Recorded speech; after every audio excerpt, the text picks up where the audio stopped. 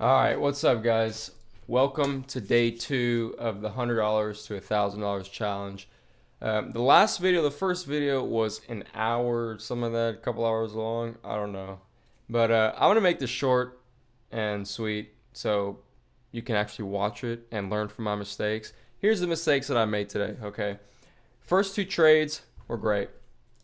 They were just quick scalps, and I really messed it up when I tried to do a big move. Okay, that was the problem. When I saw these big moves like this, I thought it was an opportunity to buy, and little did I know it wasn't.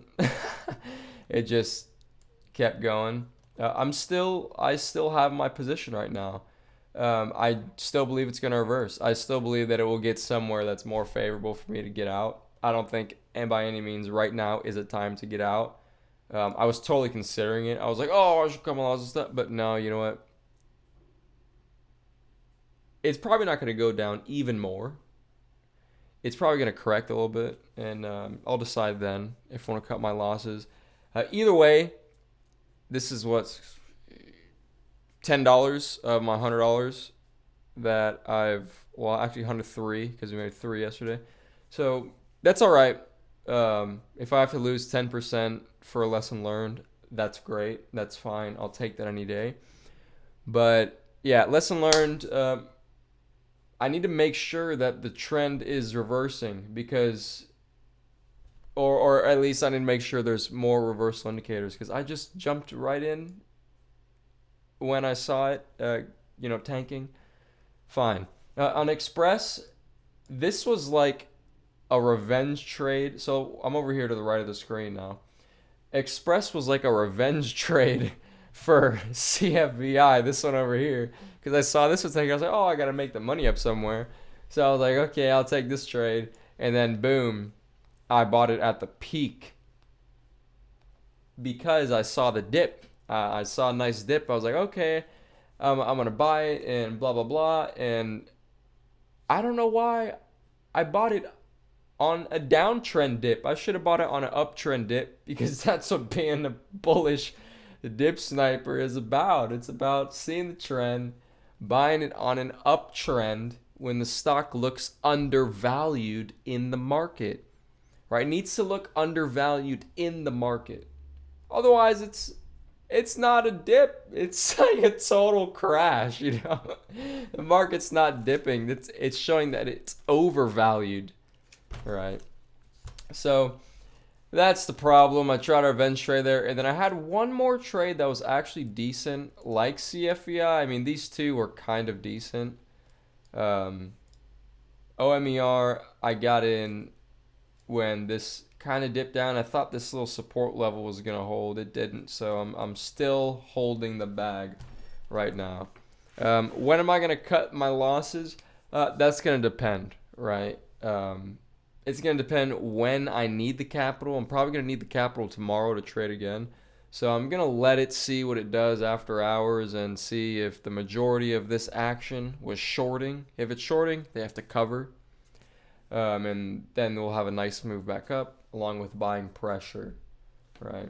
So if that's the case, that's the case. I will not be losing as much then, and then I can take these losses as consideration for my next trades. Hey, remember, don't do that.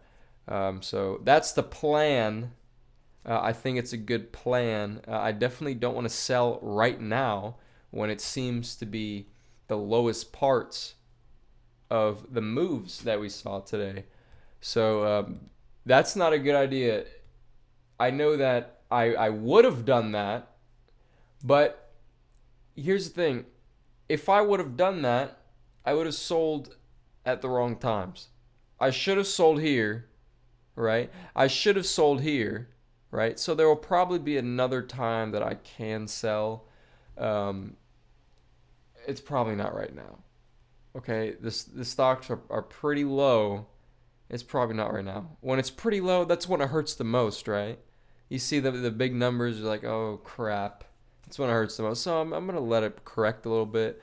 and then I'm gonna decide further. Okay, this is probably gonna be a good time to get out, and whether that's gonna be correcting in after hours here for the rest of the day, or whether that's gonna be tomorrow pre-market before we start trading during the market.